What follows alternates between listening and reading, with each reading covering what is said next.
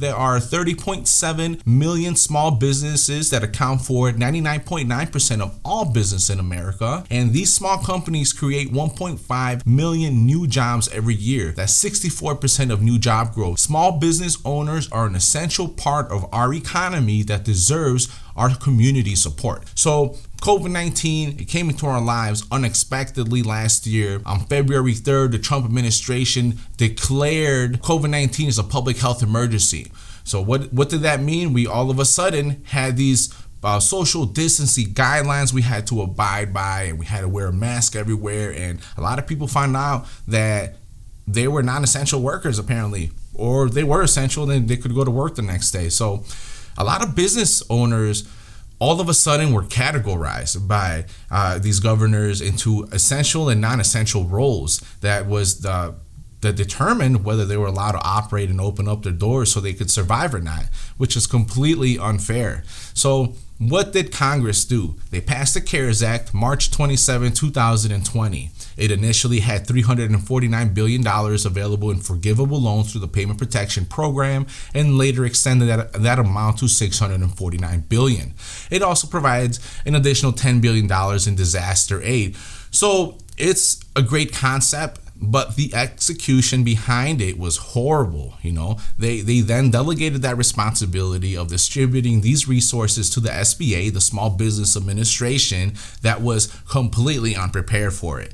According to their own reports, they're saying that their workload increased tenfold, and what they normally had to do in a year, they all of a sudden had to get done in a few weeks. Because for you guys that have been through the Payment Protection Program, for you guys, they have to respond within a timely manner, and you have to go through this online portal that apparently kept on crashing. So, shout out to the SBA for dropping the ball on that one, and for all the small business owners that needed your guys' help, because it turns out only 14% of all small business owners actually benefited from the CARES Act. So that's definitely alarming. Like, what was done to help them when they were being forced to shut down. Okay, so then I started looking at their finances, So I started looking at different surveys and different studies on how much money these business owners had saved up. Like, how long could they afford to keep their doors closed? So there's different variables that play into that equation. So I'm going to first talk about savings. Columbia University conducted a survey in March of 5,800 small business owners, and they found out that 3/4 of them, they didn't have enough cash on hand to last them 2 months. And for the business owners with over $10,000 in expenses, they didn't have enough cash for 2 weeks. So we got business owners. There's different studies that were very consistent with these reports that business owners could not afford to shut their doors. They didn't have enough money saved up for it. So you're being forced to shut down. You can't open up your business. What do? You go get a loan. At least you're going to go try to go get a loan. So that's where my research took me next. I started looking at the industries and how well they were performing, and there was definitely a lot of conflicting, alarming reports that I came across. There was one in particular that highlighted how much discrimination plays a role in the survival of these small business owners, right?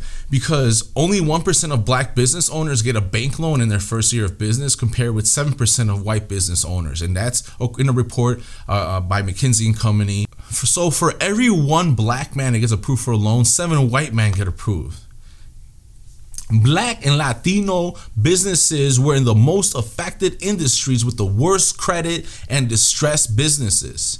There was a June working paper by the National Bureau of Economic Research showing that there was a sudden drop in active black business owners of 41% between February and April in the beginning of the COVID-19 pandemic. There was a 32% drop of Latino-owned businesses, a 26% drop of Asians, and a 25% drop of women. So Small business owners are such a huge, essential part of our economy. They're at a disadvantage. They don't have access to this information. Columbia University studies say that they didn't even know about it by the time they found out about it. The money wasn't even there. So a lot of these business owners are trying to get this credit. The portal of the SBA is crashing, and then they try to get a loan and they're being discriminated against. They don't even have, they can't pay for their bills. They can't afford to shut down, and there's no help available for them. I was reading another editorial, The Moment to See the Poor, and it said the inequitable distribution of technology and online resources means that crucial information, period, whether it's on COVID-19 or anything, is not timely if it's received at all and in low-income communities. So that's something our country needs to be looking into, is investing in the infrastructure of rural America, of people that don't have access to the fiber optics, to the Wi-Fi, to the internet, to the cable, because that's what's happening. A lot of people all of a sudden are expected to be able to get on these Zoom calls, and they realize like, hey, I live in an area without fiber, and they told me it's going to cost me 10 grand if I want it bored from that pole over to my house. It's just not feasible. I never really thought about how important technology it plays in the survival of a business owner. There was another survey that was ironically by Facebook of over 46,000 small business owners, and 55% of them said that they get all their information from social media. So that's something maybe the SBA could look into, is that maybe they should launch more of an educational campaign online as opposed to television. I don't watch any television. I don't see any cable, and I'm sure there's a lot of you like me. But then there's that other generation of older people that watch television and are never online. So I guess they got to find an in-between somewhere, right? Especially when they're undermanned and underfunded, I'm sure. So I interviewed a friend of mine. He has a marketing firm, and he definitely has an interesting, inspiring story, because in the beginning of the pandemic, he was forced to shut down because his services were no longer in demand. The majority of his clientele were restaurants that hired him to do advertisements and whatnot. So he's doing DoorDash all of a sudden. He's working Grubhub. He's doing what he has to do to bring food to the table for his family. And he says, hey, David, the thing about the COVID-19 pandemic, it definitely took me out of my comfort zone and definitely ruined my plans for the year. But what it did do for him is that it forced him to take a look at what he was doing and to change his business model. So he started moving more online and investing into the technology that he needed so that he could have that online presence. And all of a sudden he's picking up bigger jobs and he's doing better than ever. So that kind of that accentuates further what I found out by this editorial, The Moment to See the Poor, that it is going to make a difference of whether you're able to survive or not if you have that access to technology. So if you're a small business owner, invest in social media campaigns. Invest on someone to create advertisements, because a lot of people are on these social media websites. That's definitely something to take into consideration.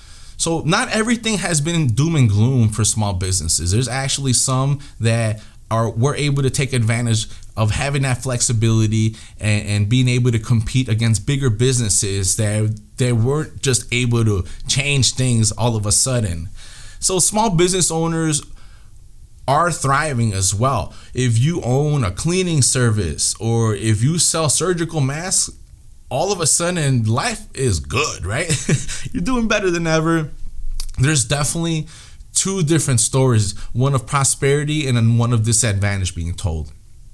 It just sucks that it seems that the ones that are being disadvantaged are not only poor, but they're colored people. But those two go hand in hand regardless, right?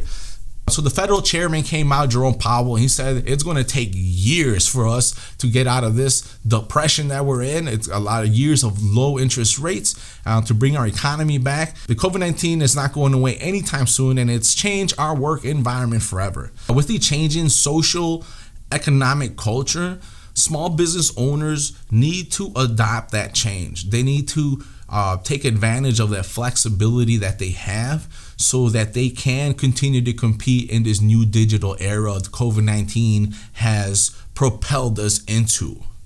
If you're watching this video and if you've gotten any utility out of it, please give me a thumbs up. And if you haven't given me a thumbs up, go give one of your small business owner friends a thumbs up, because they probably need help just as much as I do and every other small business owner in America. We need your community support. Thank you for tuning in. This is David Luna with the Illinois Workers Project. If you have any questions, please feel free to comment down below. You guys have a good one.